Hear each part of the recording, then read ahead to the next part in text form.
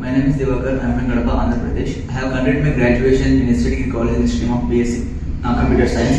And after my graduation, only I got opportunity in after degree. What I have to do? Well, I am thinking I got opportunity in JSpiders Hebbal branch from Bengaluru.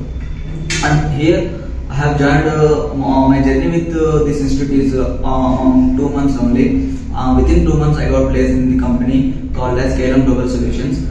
When come to the subjects, each and every faculty will involve with real-time example. With those real-time examples only they will explain the subject. So with that we will get the knowledge what in the nowadays going on. We will get to know everything. Also, when I was joined in this institute, I have improved my lot of communication skills and how to speak with people and how to interact with people and how to attend how to speak with someone and how to attend an interview. Like this, all skills I have learned by joining in this institute only. And I will suggest you that please join in the JSpiders from Hebbal branch only. Here they are giving more opportunities to who are able to attend or get a job as soon as possible. So this is my suggestion for you guys. Thank you so much.